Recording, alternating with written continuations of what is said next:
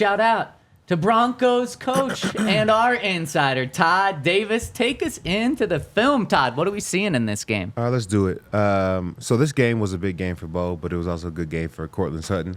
His first game with 100 yards receiving in a little over 2 years. So there's a couple of Cortland plays on here just because I felt like it was a good time for them to finally get going, kind of eliminate that Saints game where he had 0 targets, 0 receptions, and get onto some good stuff. So this is a play that the Broncos love to run. I think we break it down almost every week because it's one of their favorite plays. I know what's coming right now. Exactly. So they usually do it 3-by-1, which is 3 receivers to one side. And this is another formation where it kind of feels like 3-by-1. If you're a defensive player, we treat this as 3-by-1, even though it's not 3 players lined up out here. But they're running the same play. They're going to run the over. They're going to run the deep dagger. They're going to run the halfback swing and the under by the backside X. And this is the Broncos' #1 play. I think it works really well for them. It allows for him to understand man or zone, and if he's able to throw an accurate ball, it's open about 90% of the time. So he has a tough throw to make right here because you got the under coming here, you got the over, and they want to hold the safety who's sitting in this picture right here. But when he throws his ball to Courtland, he has to do a good job of throwing it in this open space right here, where it's just tight enough, pause, to be able to get the ball in there, but you don't want to, underthrow him, and then the DB has a chance to get it, and you can't overthrow him, and then the safety has a chance to get it. So he does a good job of fitting it in right between the safety and the corner. It's a good catch from Courtland. It was early in the game, so it got the game going, got Courtland, ready to rock and roll, and I think it's going to be a great matchup for us the entire season. That is a pretty tight window throw right there. You see the 2 guys right around him. It seems like the more they run this play, the tighter that window is getting. Yeah. Like, it does feel like the safeties are... A couple times yesterday, I thought Courtland was going to get his head taken off just because those safeties are crashing down on it. Exactly. You wonder a little bit going up against Kyle Hamilton this week if something goes wrong in this game, I'm willing to put money on it's going to be this play. It's going to be Kyle Hamilton making the play. I think the reason why they set it up like this is because they kind of have 2 options. Like they want to hold the safety with this over route. But if the safety doesn't hold and he's just sitting in between the hashes, we'll just throw somewhere deep over it. Now there's no for sure reason or answer that we're going to catch it, but at least we'll throw it. And that should be a good play if they can connect on that. All right, next was Troutman. It was National Tight End Day, and I felt like the tight ends came to play. They're doing some good things with Bo Nix, and they're running some waggles and some boots. They're running different things to get him either outside the pocket or deep in the pocket so that he can have space and opportunity to make the throws he needs to make. He's able to run a boot right here. So the difference between a waggle and a waggle means that it feels like a boot to the defense, but we're actually going to keep Bo Nix in the pocket. So he would stay in this pocket and just drop back right here. A boot means that he's getting outside the pocket and he's going to find the defender, and we're really working one half of the field. If it's a waggle, you're working the entire field. Boot is one half of the field. But he does a great job getting outside the pocket, nice and clean out here, good seal block, so he has space to operate. Finds Troutman for 38 yards, and when the tight ends are playing well, it's kind of like the whole offense is going. It's like going back into watching the Golden State Warriors. Like if Draymond Green is hitting threes, okay, you're in for a long day. And so I feel like, right now our tight ends are our Draymond Green, and we got to get them going. So maybe upgrade that position is what you're saying?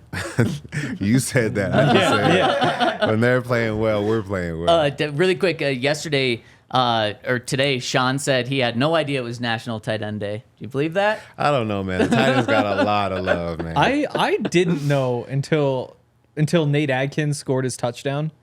And somebody, it was like Mace or somebody was like, "Hey, it's National Tight Ends Day." I was like, no way. So I buy that Sean didn't know. Oh, come on. He's in. The tight ends were celebrating all week leading. They let Sean know. Hey, Sean, especially after last week, people are giving you crap for not using tight ends. We could celebrate on National Tight End Day. Exactly. And they did, for sure. Yeah. Yes. So this is, Nate Adkins touchdown. We got a bunch formation here with another tight end in the game, so we're in 12 personnel. And we got man-to-man with the Carolina Panthers, not that outside linebacker, but it's man-to-man. And they do a great job of getting Nate Adkins free. This corner is supposed to work over the top because everybody's locked, and It's not offensive PI if you make it look like you're running out for a pass. I don't know if he's doing that right here. It looks like he's blocking. No, it sounds like that's within what he's a doing. yard. It doesn't. It doesn't matter because it got Nate Adkins free, and this is another play of us being able to get Bo a clean look. He got a defender, coming off the line of scrimmage, but Bo is much faster than this guy. And what Bo sees is all this wide open space. So from him to Nate Adkins is completely wide open, and he can, put together a good pass to get into the end zone, and that's exactly what he does. Like, they're not in any fear of this guy making a play. Like, if this guy makes a play, then we got to give Bo a speed trainer because something's wrong. But this was a great play here. In for the touchdown, National Tight Ends Day. The tight ends were balling. Yeah, I absolutely love that. And if Nate Adkins is making diving catches for touchdowns and Adam Troutman's making one-hand catches in the end zone for a touchdown, things are going pretty well. Exactly. All right, here is a shout out to Troutman for his great play here. We were in a lot of 12 personnel yesterday, so you got 2 tight ends in the game. The offensive line was doing a great job. I mean, Bo has a clean pocket once again. And, wrong play. This is the deep ball to Courtland. So Courtland's going to run another deep dagger here, but this one gets extended because Bo has time to sit in the pocket. He has so much time because the offensive line is doing a great job of blocking. He has a really clean pocket here that Courtland's able to get from outside the numbers on the left side all the way to the other side of the hash on the right side, and he gets wide open on this play.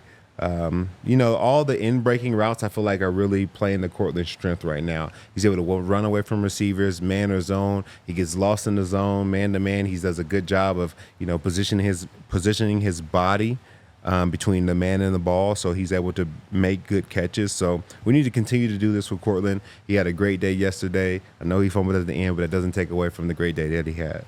Todd, how does any team, I know the Panthers are awful, and maybe that's just the answer here, but how does any team allow Courtland to be wide open? Because so many times yesterday, I'm thinking it's genius from a Broncos perspective, but if I'm a Panthers fan, I'm losing my mind.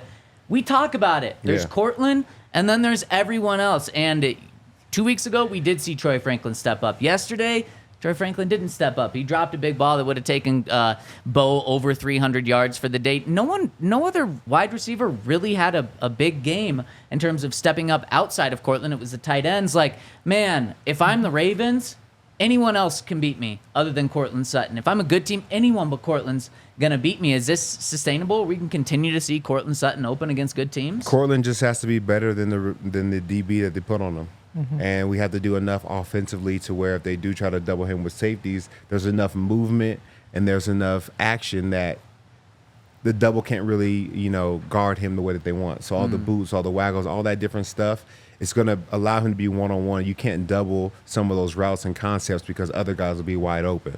So if we continue to do that, I think we'll be in a good position. And it depends on if Marlon Humphrey's back, too. He was doubtful last week, so who knows for this week. And on this one, they covered him for the first 4.5 seconds. It was just after that they were able to get the ball to him. Yeah, it was great protection by the O-line.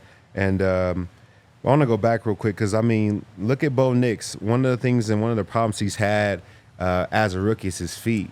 And yesterday he felt so comfortable. He's completely stagnant. He's not doing the little happy feet. He's not jittery. Mm-hmm. He's able to stand in the pocket, set his feet, and make these really nice throws. I think that's what added to him having a great day yesterday. And again today, again with this play, he's able to set his feet and sit in the pocket. They have a fake little bubble here, but they're in a form of cover 2. So this middle linebacker has the middle of the field. And what they teach you as a linebacker is that when you have double high safeties, the quarterbacks are going to want to work the middle of the field right here. So even if they're running a vertical route, which Troutman does, at some point they're going to bend it back in because nobody wants to get smacked in the mouth by one of those safeties. So that's exactly what we do right here. We're running a vertical route. The inside linebacker tries to turn and run with Troutman. Troutman does a great job of, putting one hand up, one glove. And I think this is great ball placement, bending it back in right on top of the linebacker. And it's great ball placement by Bo, one-handed catch by Troutman. Once again, I don't know if anybody knew it was National Tight Ends Day, but I felt like the tight ends did. Yeah, they certainly did. They forgot their shirts at the team facility. Everybody's supposed to wear the National Tight Ends Day shirts, but the Broncos tight ends forgot them. Shame. Yeah, so sad. What's funny, after the game, Troutman was talking about this play, and someone asked him something along the lines of like, how were you able to get separation on that play? And he said, I wasn't able to get separation. I was completely covered. Bo just put it right where it needed to be, and I was somehow able to come down with one hand. But he was like, no, the guy was right on my hip the whole time. Yeah, it was a great throw, great catch, great execution. And the Broncos, man, they continue to play well, especially Bo Nix. When he's able to set his feet and he's not under pressure and they're able to keep a nice, clean pocket, I think he makes some really good throws and makes some really good plays for the team. So we know the Broncos had 2 turnovers yesterday. They had 2 picks. Pat had a pick. JMack had a pick. But, what doesn't go on the stat sheet is, turnovers on downs. And that's also a turnover for me. So I count this 4th and 2 as a turnover for the Denver Broncos. And, of course, it was the great Pat Surtain that makes the play. So right here, they're running split flow, but it's a triple option.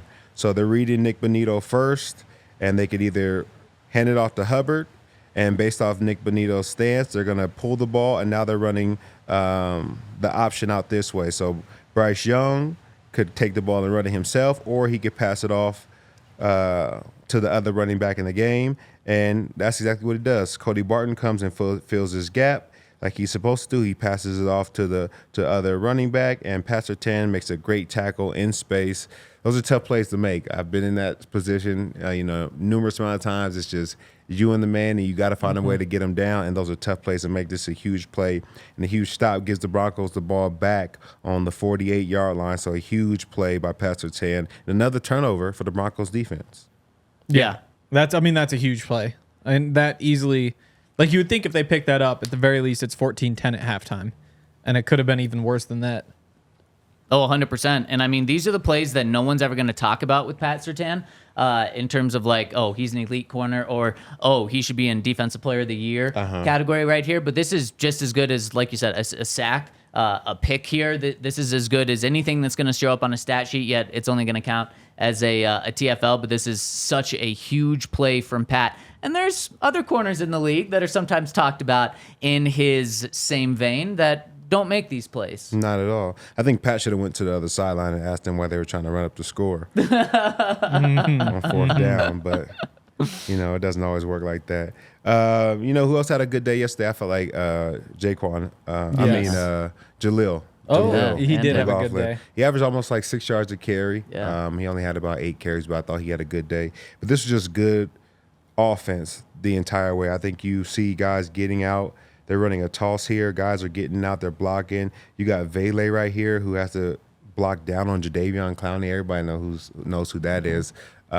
Great player, physical. So, they're asking him to do a big job there. He handles him with ease, blocks him all the way down here. But everybody, little Jordan Humphrey, Mike McGlinchey's coming and turn the corner. Guys are doing a great job of getting out and blocking and creating space for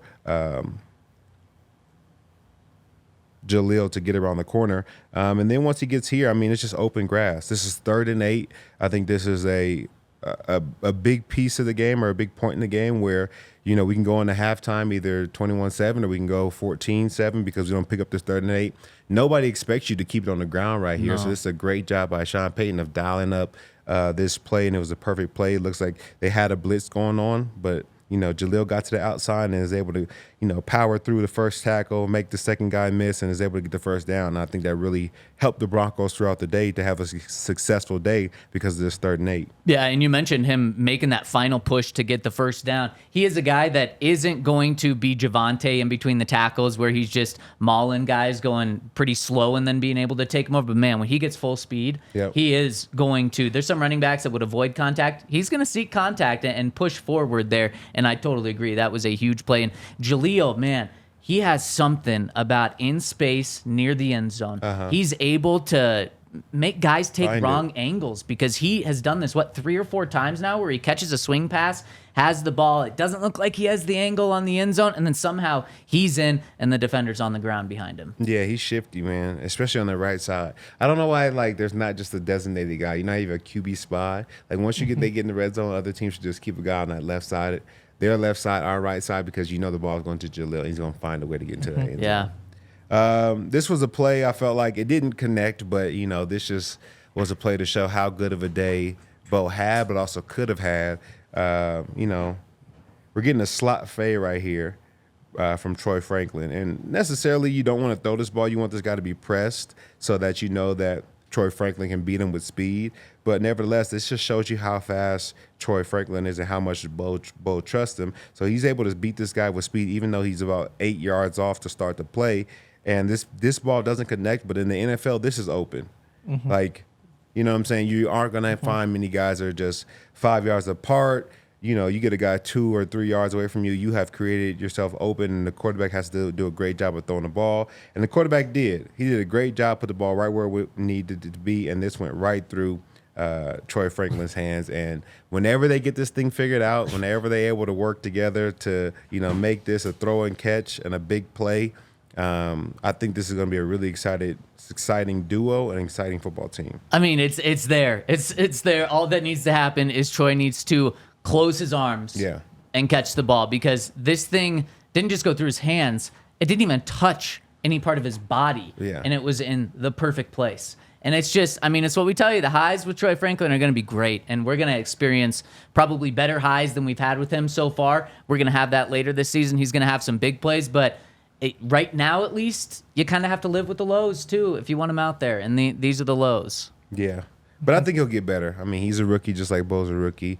And maybe, I don't know. I feel like a lot of guys have been dropping those balls. I think even little Jordan Humphrey had one that went right through his hands that would have been for a 6. Like, he got open. Like, they got to do a better job of helping Bo out, because a couple more touchdowns, a couple more like, Bo is going to have, like, really, really successful days once it all starts clicking. Yep. All right, here we have a boot.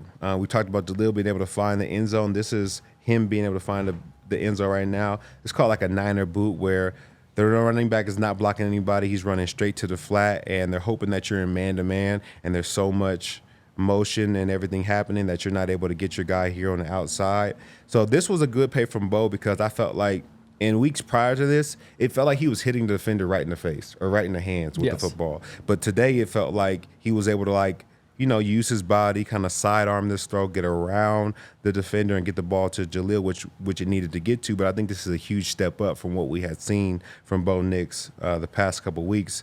And then once you get the ball to Jaleel, if you're within 10-yard line, 10 yards of the end zone, he's going to find a way to make somebody miss and get into the end zone. Look at Josie trying to make the tackle. But he did a great job. He got into the end zone, and he's a monster. I feel like when you get down to the red zone on that right side of the field, he's going to find a way to get into the end zone. 100%. Have you talked to Josie yet? Yeah, I've been texting him. I've been hollering. He played really well yesterday. I wasn't know about how he played. He was balling. Yeah. On Friday, we were talking. I think actually Henry asked a question to Javonte, and Javonte goes, "Oh, Josie, I forgot about him." I was like, oh, okay. And then at the beginning of the game, when Josie's standing up Javonte, we're like, maybe Josie heard these comments from Javonte. But he did play well, at least at the beginning. That's when I noticed him. Yeah, he definitely was making some plays, making some hits. Shout out to Josie, you know what I'm saying? Forever a Bronco. This was the last play that I had. This is JMack's interception. I don't really know how you do this. I think this is a tough play to make. I think you're man-to-man on a wide receiver, and, they say when you're kind of beat or they have a step on you that you're just supposed to play the hands. He not only plays the hands, but he's able to turn his body around and, like, is that a pirouette? Is that what it's called? Yeah, like he does it in his arms. Like he fully has him, wrapped up, and he's able to spin, find the ball. I don't even know if he was going for the interception here. I think it just kind of all happened at once. But nevertheless, like, this is him playing the hands. Nice little pirouette in his arms, and comes down with a great pick. And this was, in the red zone. You got to be great in the red zone. This is stopping teams from scoring points. This is a huge swing in the game, huge momentum shift. They're about to score. This has been a 14-point game now.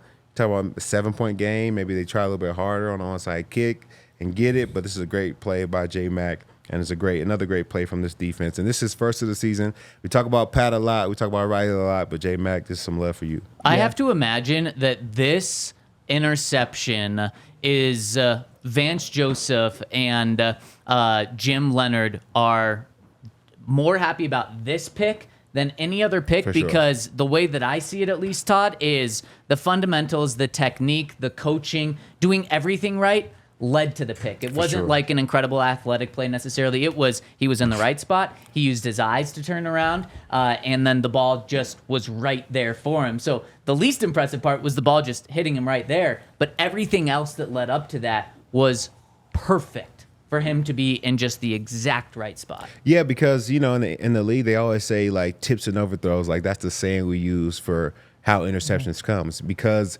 it's so hard to do it one-on-one and, like, step in front of a guy and make a play. It's usually somebody tips it, or usually the quarterback makes an errant throw. Like Pat's pick, I think that was a bad ball from their quarterback that allowed him to get the interception. I think this interception was all JMack. Not taking anything away from Pat. But I'm just saying this interception was my favorite of the day because it's so hard to do.